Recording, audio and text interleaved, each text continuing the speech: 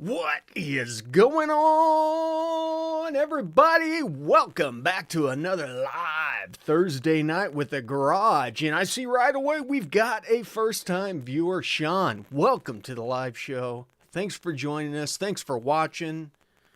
And thank you. What up, Wendell? Happy Thursday. We're back. 780. Hello. Another great Thursday. Last Thursday, I just was not feeling up to it, so it just didn't happen. Well, I'm glad to hear that, Sean. Glad to hear that. Well, Santi, thank you. Also, another new live show viewer. Welcome to the live show. We'll get rolling here. If you guys have, for the people that are new to the live show, if you have any questions, just throw them in chat. Or anything. If you want to talk about anything, just throw it in chat. And that's basically what we do here for about the next 30 minutes or so. We just have fun talking about tuning, cars, performance, all that jazz tied together. And I forgot to set the stream up earlier. And so people, I apologize. I'm usually good about setting it up during the day. And I was literally using the bathroom before I came in to start the live show. And I was like, oh no, I haven't set the stream up yet. People probably don't think I'm going to be live tonight, but here I am. What's up, Brad? How you doing, brother? Give some people to trickle in. I got a couple things to talk about, but we'll let the crowd show up before I dive into it, because some of it you're not going to want to miss. I promise you that. But it's been a crazy long week. I am glad Thursday night's finally here. The weekend's right around the corner. And it is time to finally start wiring the core up, twisting them wires on the Camaro to get the core ECU up and running. Normally would not take long at all because I have a harness, but we're going to do some custom stuff on the harness that we'll dive into as we record a core series and talk about all the jazz going on with it. And yeah, and there's going to be some twists and turns along the way that are going to be interesting and fun and possibly new for a lot of people, especially in this world since we're primarily LS based, though we do break out into some Coyotes and some Hemis and stuff like that, which we got to get back on the Hemi. I still got a pile of parts to throw at the Hellcat, so there's just not enough time in the day. Not enough days in the week. Work. We all got to work. I got to pay for all this crap somehow. As rich as YouTube has made me, I operate at a net loss year after year. But I'm doing what I love. I love providing these videos for you guys. Love interaction with it. Love the live show. The live show this year has been just amazing. So I appreciate everybody that's been participating. What's up, Kamar? If you just showed up, I was just talking about we're starting the core installation this weekend. We're starting the wiring portion of it, which will take a little while because we're going to do some custom stuff. Dude, Tim. Tim is in here to remind me he still wants an ICT billet discount code. I will reach back out to him. I need to reach out anyway. I just get busy. I forget. Yeah, exactly. Yep. Yeah, Kamar, I figure you'd be excited about that. I'm excited.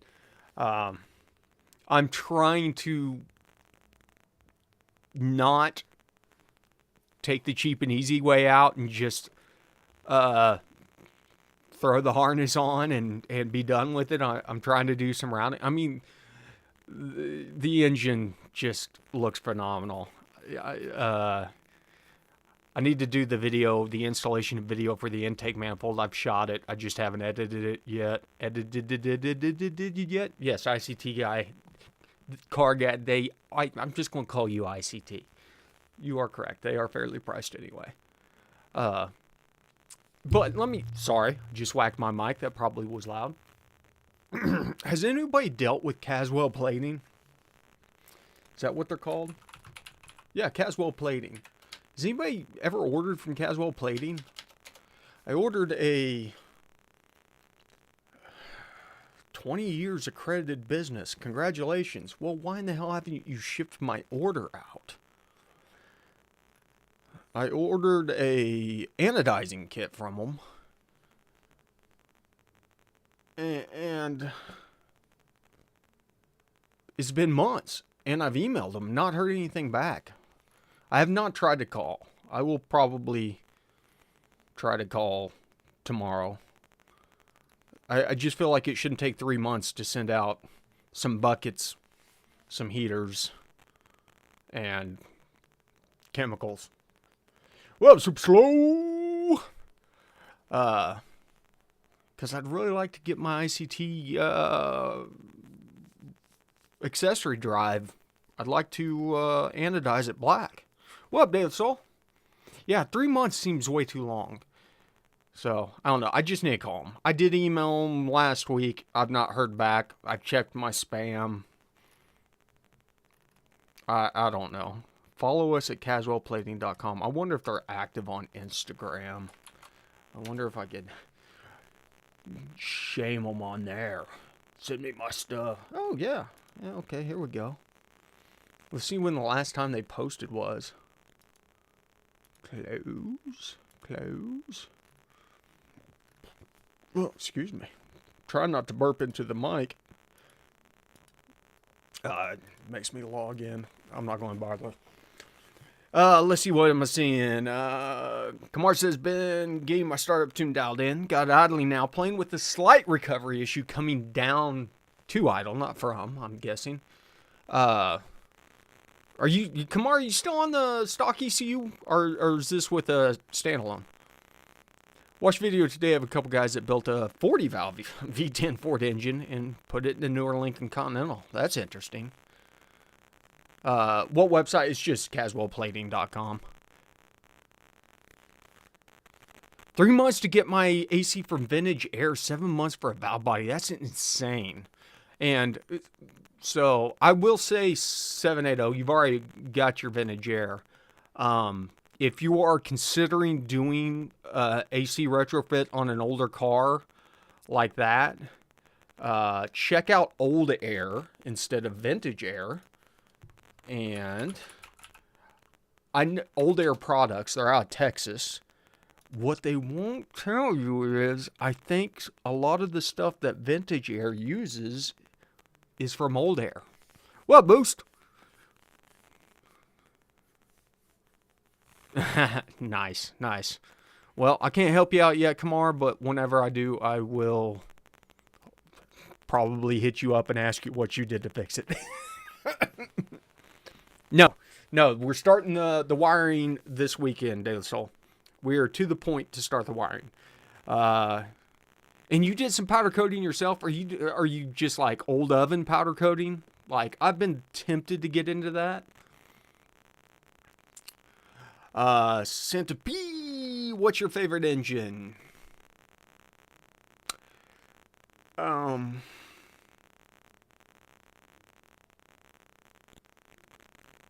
That's a great question. I honestly don't know. My favorite engine. Okay, let me ask you. Favorite engine? I don't know. I like big block Chevys, but at the same time, I'm a big LS guy. But I'm going to throw a wrench in this. Cleveland Ford. No, it's not Cleveland or Windsor or anything. Ah, sweet, Daily Soul. How are you cooking it, though? That's what I want to know. How are you cooking it? Buchanan, welcome back. Welcome back. No. That's a good one too. Let me think. Today being the 27th of March, my favorite engine is the Cadillac North Star. And you can quote me on that for today alone.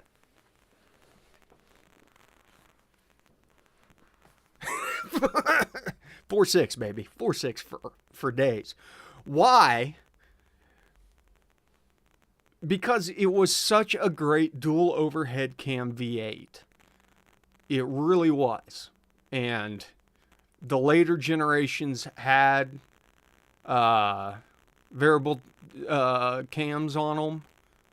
Like, I think that they were a underrated motor. I think they made really good power for the time. I think that with some optimization. I mean, let's talk about this.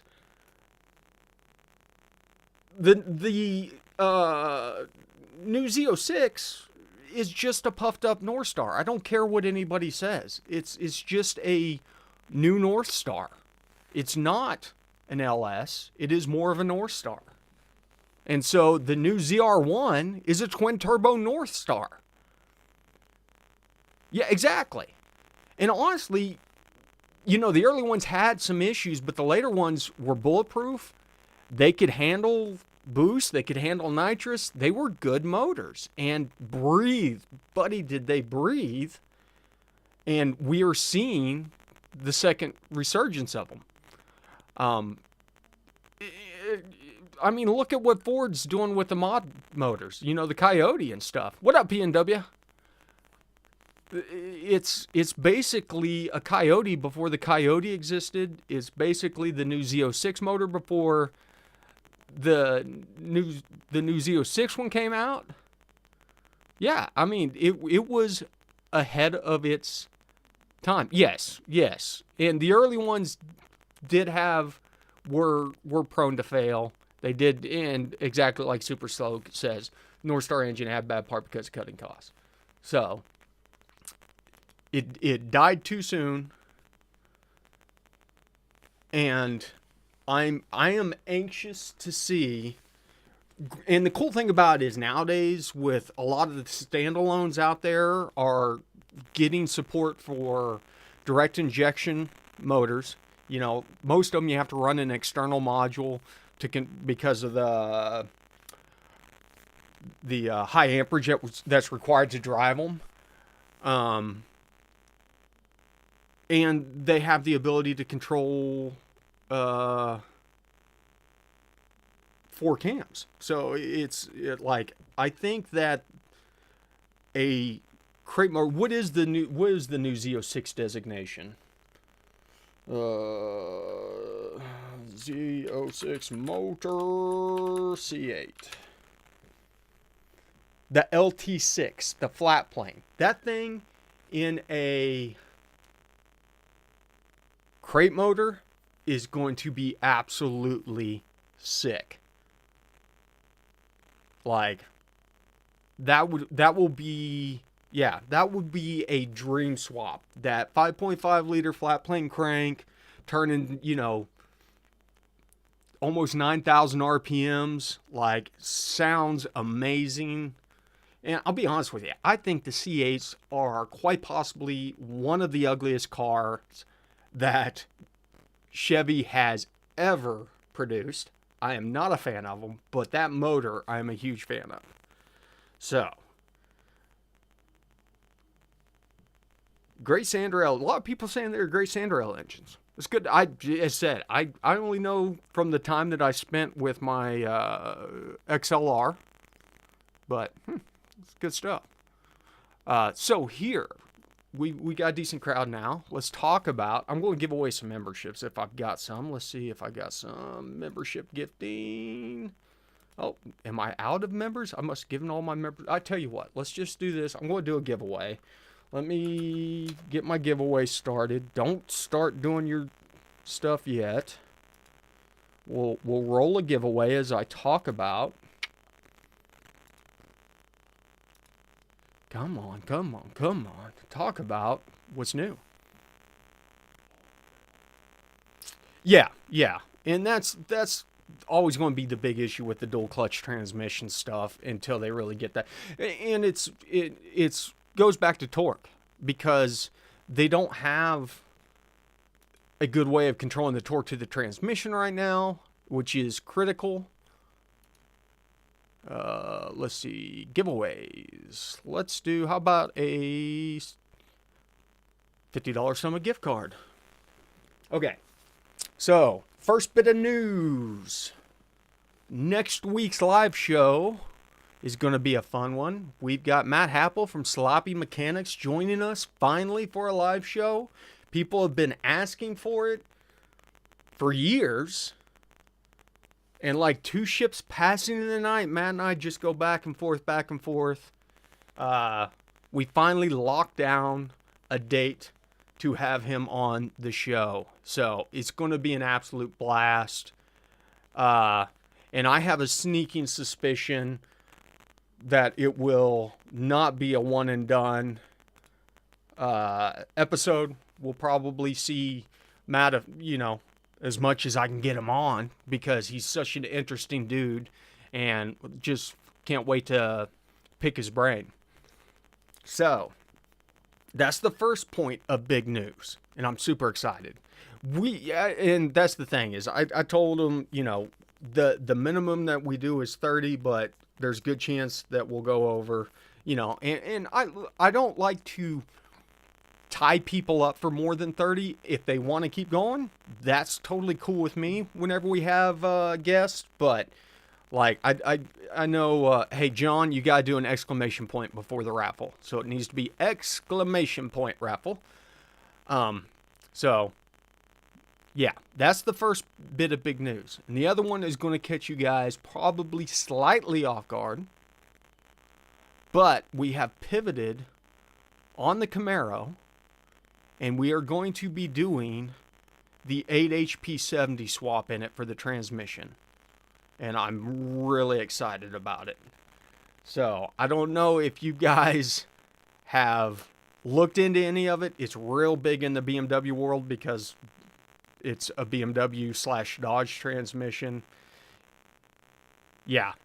And so I've been doing a lot of research, and part of it, okay, there's a couple things behind this. One, the 8HP70, which is the one that comes in Chargers, Challengers, Dodge Rams, all kinds of crazy stuff. Good for 600-700 horsepower. And, and that's the thing, ICT, the stuff to make them work is expensive. Sloppy was on Cooper's channel for 3 hours. Yeah, we will not be going for 3 hours. I couldn't handle 3 hours.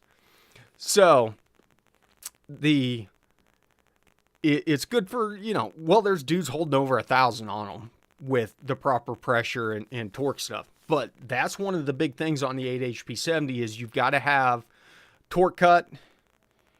Well, that's a great question, Boostley. There's a reason, and that's because the 8HP70 is about the size of a Turbo 400. Whereas an 8L90, there's no way you're fitting one of those in an X or an F body without cutting the trans tunnel out. So,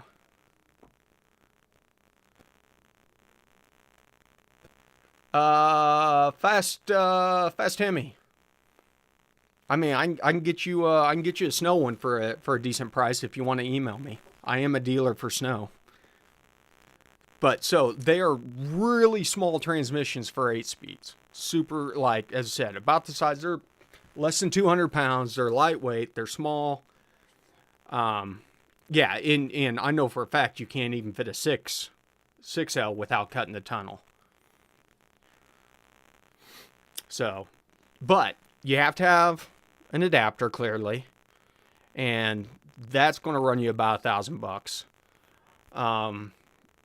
And then you have to do some well, it's P&W. That's exactly what I hear from all the Dodge people. He says, I have an 8 HP in my 17 SRT Grand Cherokee.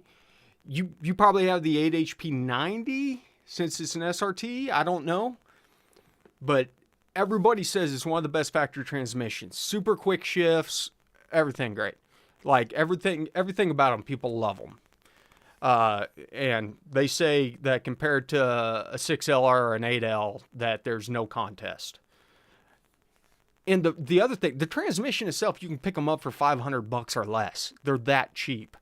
They're in so many things. Now, you want to get one out of a car because it has an output shaft with the flange on it. There are people that make adapters for the 4x4 ones where you can take the transfer case out, but that's going to add like another $1,000 on it. Then on top of it, you have to have a way of controlling it. And there's two ways of controlling it right now. There is a reflash where you basically reflash the stock TCM in it, and then you have an interface that talks to it. And then there is a way of running a standalone trans controller, and I have decided, because we're pairing it with a core, to go with the standalone trans controller. But I have talked to guys on both sides of it, manufacturers, and they're very interested in integrating it on the core, because I think you're going to start seeing a lot of these 8HPs on swaps because they're so small, they hold great power, and they're just real good. Tim, would you ever consider linking up with Richard and selling your tuning service off his Shopify website as a possibility? No. And it's not that I have any issues with Richard. I love Richard. I limit how many tunes I do because A, I'm so busy, and B, like, I'm always sold out of tunes. So,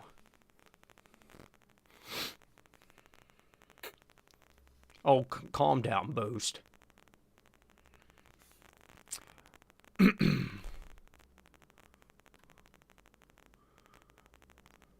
They are. It's just big stuff. Well, and Fast Hemi, send it to info@GoatRopeGarage and just let me know who you are, and go over to their website and let me know. Like, go to Nitrous Express's website and let me know which one you want to know, and I'll let you know how much it costs. And it drop ships from them. Yeah, in P&W, I've been over on the LS1 Tech thread and looked at a lot of that stuff, and so I'm really excited about it. So I've got the adapter on the way, I've got the transmission on the way, I've got the mount on the way. The only thing I haven't ordered yet is the controller. Haven't been in a huge hurry because I've got so much other stuff going on. You know, I gotta get the engine running and get the transmission even mounted up to start playing with that. But that is where we're going. Oh, I even got my Dodge shifter, which I'm kind of excited about. You know, you have to use a Dodge or BMW shifter to interface, or you can use a CAN keypad. You know, you don't have to do that, but it is electronic. The only linkage on it is the park release for whenever the car's off, in case you need to move the car whenever it's off. But other than that, no, I'm not. I don't. Listen, I'll tell you, I've not had an 8-speed GM as far as I know, but I've got the 10-speed now, and I hate it. It is absolutely just the thing is so confused it doesn't know what to do. But the big thing about it, the 8HP, is torque control. They really need torque control. You got to be able to cut power on shifts. You got to be able to be able to get the quick shifts. You got to have rev matching, or at least some rev bumps. Well, and that may be the thing, Boostly, is I have not unlocked my TCU yet. I know you've sent me the details. I've just not been too worried about. GM put slips on all the TCC settings on their transmissions from the factory. I mean, that's just... Bro, I will once I get... Look, I've got too much crap going on. Why? To protect the internals. They'd rather burn up the TCC clutch or something like that. I honestly don't know. Is that the one that GM and Ford developed together? Sean, great question. And he asked, what are some precautions you take when tuning high compression LS motors? Everyone says small tuning window. As 13.5 to 1, you don't have room for detonation on that. And I mean, you're to that point where I would consider kicking over to ethanol. Uh, but the big thing is, while you're going through your tuning steps on that, normally I'll look at RPM windows, and we'll start out like 0 to 2,000, then 0 to 4,000, then 0 red line. I will cut that down and then do a lot of projecting, if that makes sense. So I'll do, 0 to 2,000 on my first pull. I'll already take some timing out just to be safe, and then look at what I'm doing as far as what the fuel curve's doing, or the VE table's doing, and I will go out beyond the data that I have and enrich and beyond that.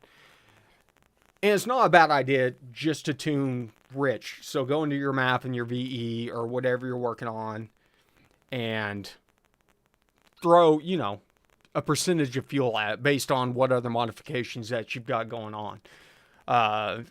And you can get a good idea. A lot of those things, granted, the math is not linear. But you can still see, like, the cool thing about the math curve is if you need 10% at this frequency, if you add 10% to the rest of it, it scales because of the curve on there. So 10% down low is 10% more fuel, but it's a lot less than 10% up top, if that makes sense. VE is a little bit different, where if you do 10% across the board, you're getting 10%, but 10Ls in the caddies are having tons of TCC shutter issues. Did they try to do an oil recall again? I love it whenever they do an oil recall. Will E85 support the 300 to 400 shove nitrous? Yeah, but the question is whether or not your injectors will flow enough fuel. You're going to need a ton of overhead for that much nitrous on top of, unless you're running a wet kit. That all depends. Yeah, that's pretty common for GE. That's always their first approach of fixing trans issues, doing a flush. Yeah, he'll do it at least once. Hey Kim, how you been? VE, VVE, virtual VE, that's the one. Okay. Yeah. Well, and the thing about it is you got to remember E85, if you're running true E85 is equivalent to running about 110. Yeah, exactly. And piston slap is a normal operating condition. That is 1000%. These are just things that GM does.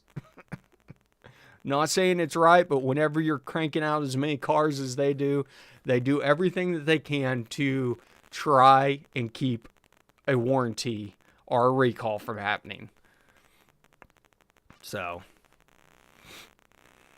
yeah, Sean, just keep a close eye on the duty cycle. Like, that's whenever you're talking about that stuff, that's what will bite you in the ass, because you have such a small window. And the thing about it is, to really, whenever you're talking about getting up, say, above 750 horsepower or something like that, you're getting to the point where injectors to support that start losing control down low. And so it's not like, oh, well, this thing might be, 1,100 horsepower on the spray, 750 on the motor, or something along those lines. But what happens is, if you go in and say, oh, I'm just going to buy injectors for, 1,100, 1,200 horsepower, you lose all control below a certain point. And the thing, but even if it is an all-out race motor and it's not going to be streeted, that's less of a concern. So you can oversize the injectors. What's it like having all this tuning intelligence? I've tried my own on Holly with turbo small block Ford. My junk never runs well. That's the first start. So there's 3 stages of tuning, Tim. There is blowing something up, which honestly, you're not a tuner until you've blown something up, and figuring out how you blew something up. And then there is dealing with issues. And then the third stage is stuff just works. It just works out. And so, and I probably do, the expensive trip. You learn from that. There's that thing that you learn, you will never forget, but the big thing is what I've found and what I fight the most is mechanical issues. So, and that's one thing, especially doing remote tunes, that I've had to get better and better and better at spotting early on is mechanical issues, because some mechanical issues you can tune around and the car will run real good, but not great, like perfect. Yeah. And that will hold you back more than anything. How's jet size relate to HP shot? That's a great question. I honestly don't know, John. That's beyond me. I trust the charts from, like Nitrous Express. Wendell, you're right. Learning is making mistakes and learning from them. And some of the best things that I've ever learned is from mistakes. Too much boost, not enough injector. That'll get you every time. That's the thing and especially, it depends on what you're working with. Like if you're working with a turbo, I like to push that thing all the way up to redline and stay out of boost as much as possible and fill in that section and really tune from a rich, safe position. But sometimes weird stuff happens. How much lifter tick affect a data log? If it's showing up as false knock, it'll totally kill your timing. And you'll see it. You will see your timing just run off the lower map. And, that's something that you can just see. And there's a lot of things that creep up in that kind of aspect. What I see a lot is exhaust getting against a frame or something like that, or anywhere. If the exhaust touches, it doesn't even matter if it's all the way out at the tip. If the tip of the exhaust touches somewhere, it will resonate. The sound will resonate back through the exhaust, and the knock sensors will pick it up. Even to the point where you could just darn near turn them off and they'll still register knock. And so, yeah, Tim, I hear you on that, man. Like I can't spend the days in the garage like I used to. Especially if I'm having to work on the floor and get up and down and, Yeah, Bill, you're right. You got to take it one step at a time. And the cool thing about it is if you're taking it one step at a time, issues pop up. But you know what the issue is. Like, it's a lot easier whenever you take it one step at a time and something starts acting weird. You can go back just one revision instead of having to go back 4 or 5 revisions trying to figure out, oh man, I changed 6 things the last time I made an adjustment to the tune. That will bite you very hard every time. Now, granted, as you get more experienced doing this, even on your own setups and stuff like that, you will know I can adjust this, this, and this, and know what the outcome is. But I still, even to this day, am very specifically focused whenever I tune. I pick one thing, I attack that. I get that sorted out. I pick another thing and I attack that. And so a lot of times if I'm doing like a remote tune and a problem shows up, if it's something that I can address without ruining what we're working on right now, I will stop what we're doing right now and address that problem. Now, some things like virtual torque, you can't do that on. You've got to go through all the airflow tuning, get that dialed in. Idle a lot of times is that way also because you're talking about stuff like idle is directly related to your base fuel maps. So that's really the most important thing is your base fuel maps have to be in place. Doesn't matter Ford, GM, Dodge, they're all the same. All the other stuff, PE, idle, all that stuff are modifiers based on the base fuel maps. So if your base fuel maps are not dialed in, you're going to tune yourself into circles, get frustrated, and probably give up. So can you just turn off MDS without changing the lifters and can plug the sensors on a Hemi 6.4? You don't even have to plug the sensors, just turn it off.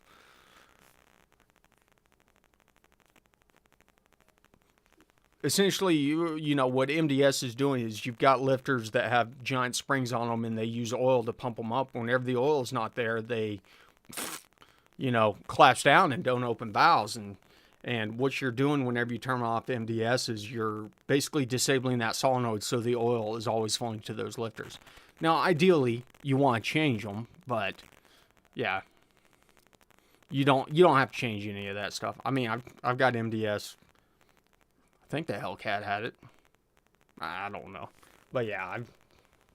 What cam is in the LS3 again? Brian Tooley Stage 3 NA cam. Let's try it. Thank you, man. And thank you for coming to the live show, man. Love seeing new faces. Kenneth, dumb question. There are no dumb questions. What do you mean or consists of base fuel maps? So on LS's, it's going to be MAF and VE. Primarily VE is the important one. Hey, Rob, welcome to the members. VE is literally the foundation that everything is built off of. MAF works in tandem with VE based on what RPM range you're in. Whenever you get into steady airflow, we flip over to MAF. Now, whenever we're talking about Fords, they are generally either MAP or MAF, VE or MAF or SD, whatever you want to call it. Load versus RPM is what VE is. And so, but once again, that's the same thing. Then with Dodge, it's just the same thing. It's either, you know, neural network if you're on the later ones, or SD, you know. But that is the first level. That is, everything comes off of that. No. Honestly, you know, depending on the mods, there's not a lot. And that's the crazy thing about it is, Kenneth, whenever you're having issues like that, if you haven't dialed in the VE yet, dialing in the VE will solve a lot of issues, idle issues, torque issues, shift issues. You would be surprised, like, oh, this thing's kind of driving weird.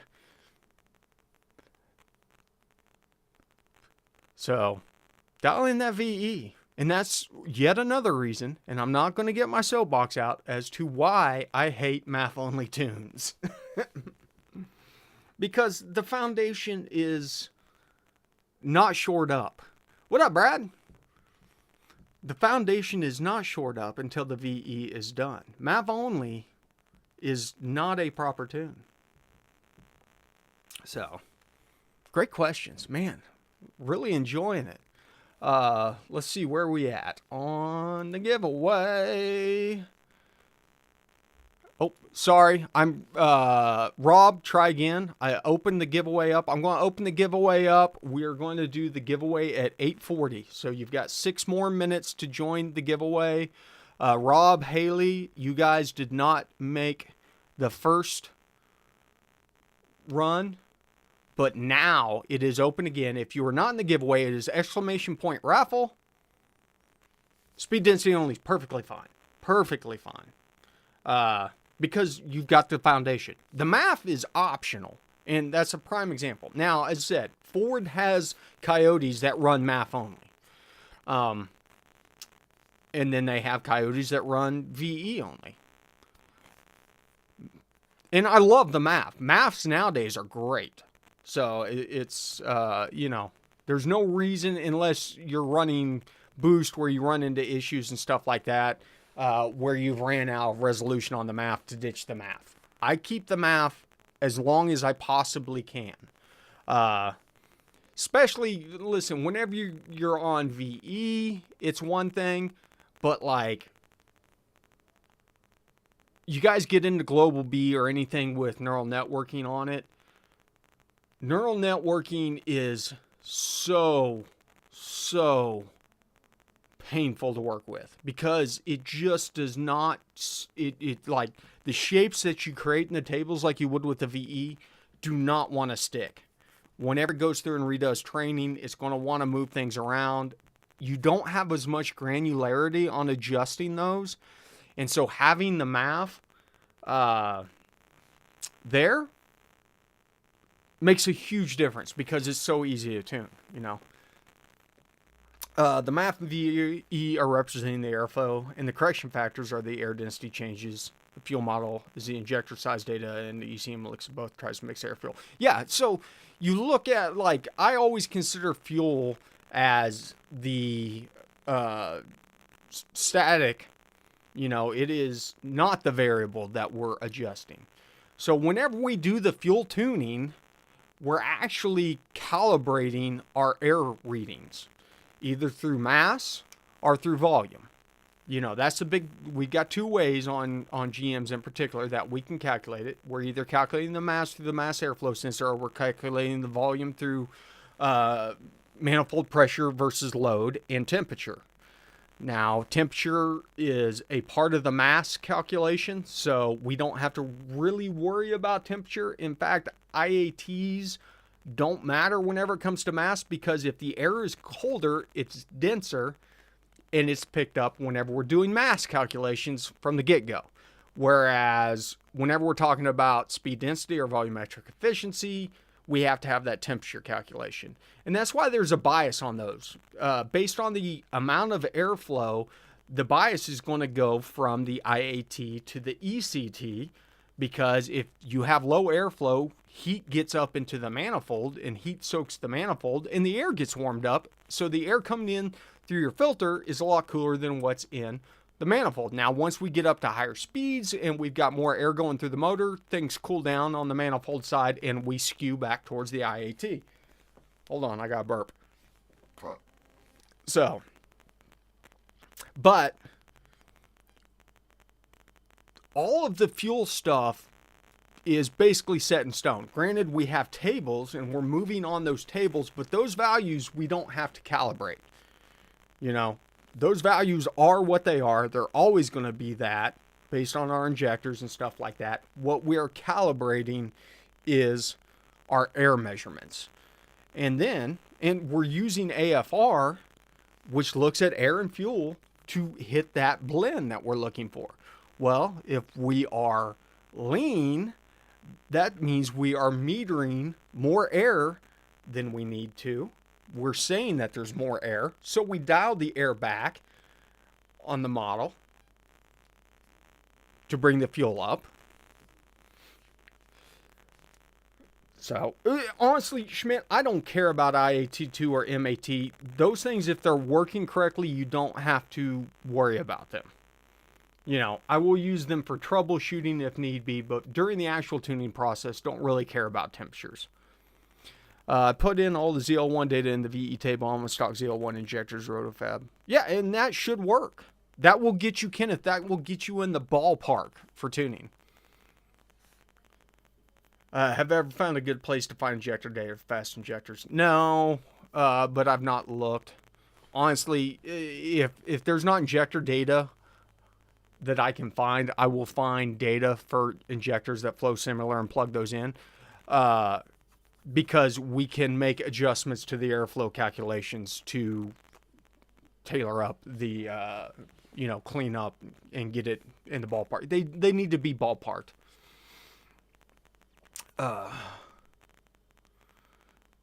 Great questions. Can Dodge tell you if you turn off MDS and there's a point it has to go back to shop, you turn it back on, they can tell? Honestly, yeah, I don't know. There's always rumors floating around. They can probably tell. Well, I will tell you, they can't tell. If they hook a Scantron up or something, they monitor the MDS status and it's not kicking on within the parameters, they'll know that's turned off. So, have you had much luck tuning both at the same time on LS with dynamic airflow?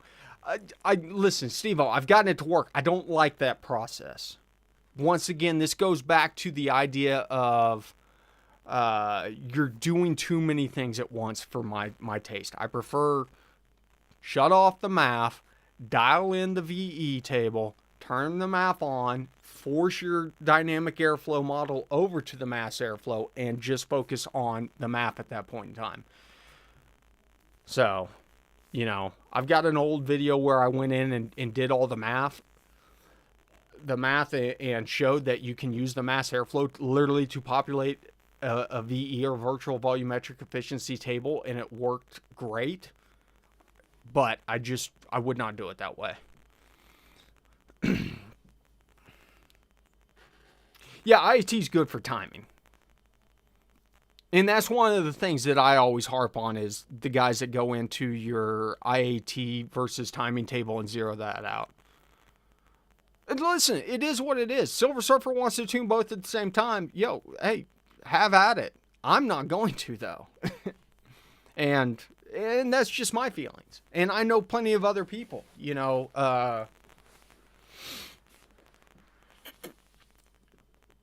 It's the guys that are doing this every day on multiple vehicles are not going to tune both at the same time. It's too much time invested to get down the road to find out that something's messed up and it's not working. So, like Matt Sanford doesn't tune both at the same time. Elite Tune doesn't tune both at the same time. And it works. I've proven that it can work. Back before it was even a topic on the HB Tuners forum, I had already proven that the math can work and that there's a way of doing it. So, let's see. I have a question. If I have Bone Star 5.3 with the DOD cam, I still disable and have to do nothing else in HB Tuners. Yeah, just turn it off. Go into DOD, turn it off. You're good. You're going to be running on 8 cylinders all the time.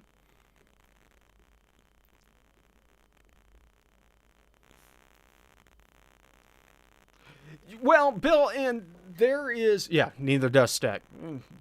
Dave Stack is crazy, crazy smart. Oh, Sean, man, I appreciate you, brother. Have a nitrous purge. Love seeing those go off. Appreciate you, man. Kenneth says, Tim Webb with injector rated for E85 for your power level, I'd go with ID injectors. And that's the thing, like, use a calculator. They're going to add, go by the rule of thumb. Most calculators have E85 on there now, so they're going to add the extra 30% in there as needed.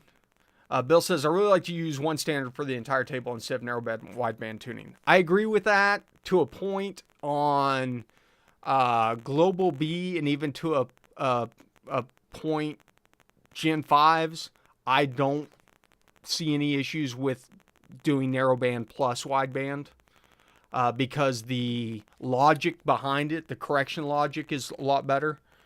And so I have a lot less issues 4th gen and definitely not on 3rd gen. Turn them off on 3rd gen. The narrowbands will absolutely hose you every time. But when in doubt, turn them off.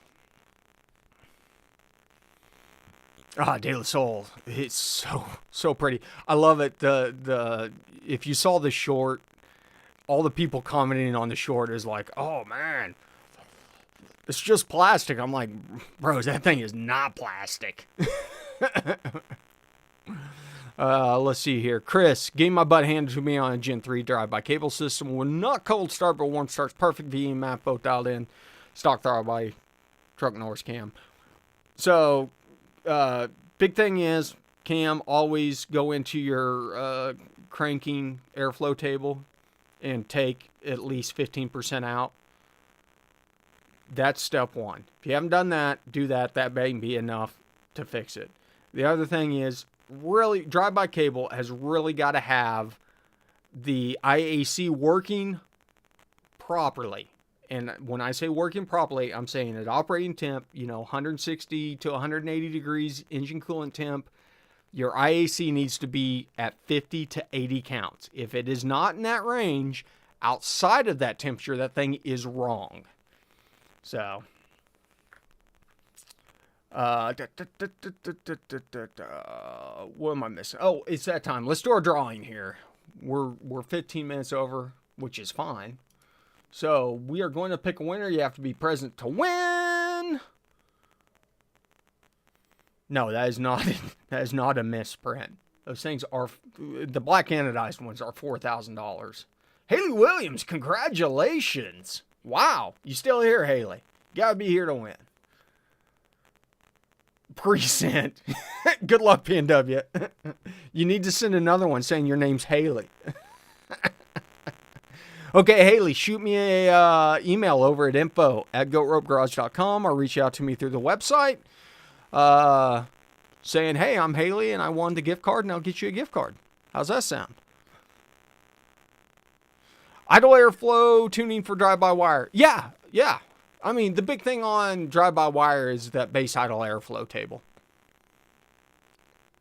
Yeah, thank you.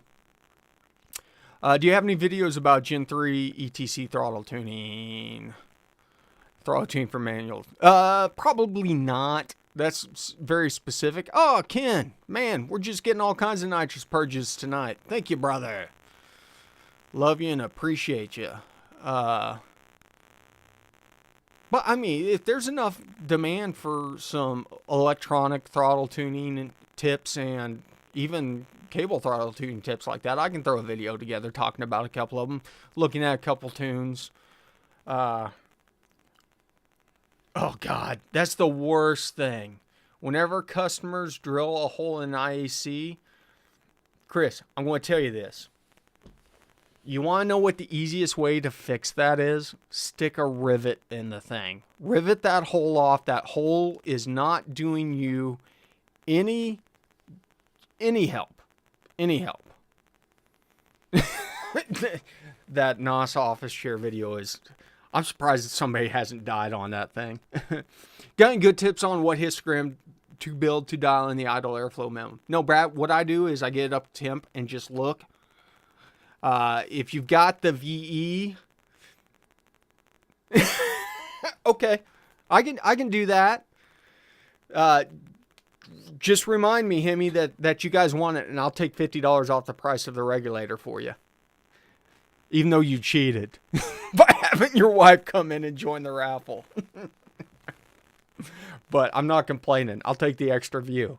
Yeah, I look at, math are dynamic and see where they're at, and I use those as a ballpark. So, great example, if you're targeting 700, 800, look at that table and see what it is. I guarantee you it's probably about 50 or 60 on there with the electronic throttle control. And cable also uses that table. Don't think that that's just electronic throttle control. It needs to be dialed in for both.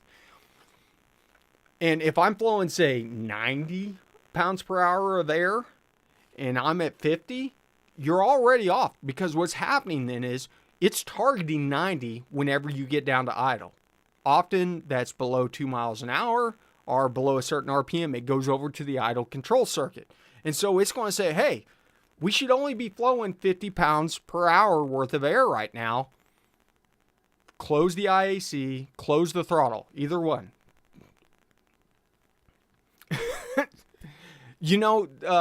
There's another guy, he's not on tonight, who's, I don't think it's his wife. I think it's his girlfriend who is named Haley. So many Haleys.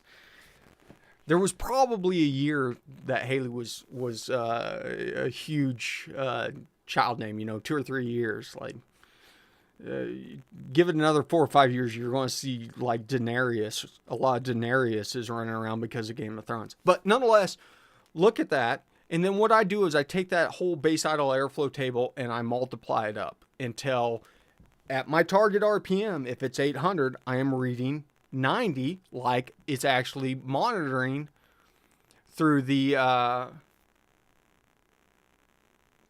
map or the VE. And so what you've done then is now whenever it goes into the idle circuit, instead of trying to target 50 pounds per hour and closing IACs or throttles, and then having to have the adaptations kick in and correct all that, it's targeting 90, it goes straight to 90, and then the adaptations can take over. You got to remember, whenever we're talking about these controls, we've got fast and slow. Fast being timing, and we want timing doing as much control on that. We don't want throttle or IAC having to do control. We want those to be steady at idle, and then just make small timing adjustments. A degree here, plus or minus 2, plus or minus, to maintain it. So does that make sense?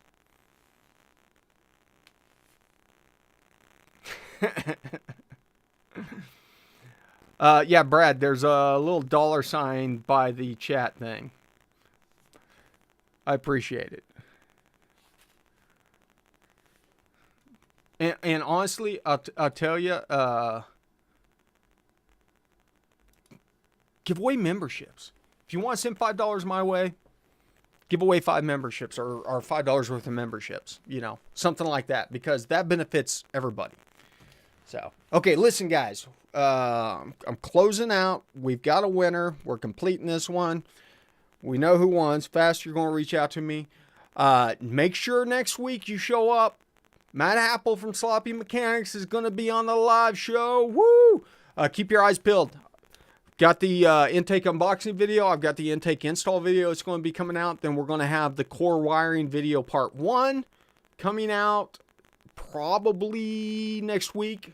Maybe the week after that. You know, these things run like a week or so behind. Depending on how busy I am, if I can just get around to actually doing the editing and all that jazz. But keep your eyes peeled. We're about, oh, thank you, Brad.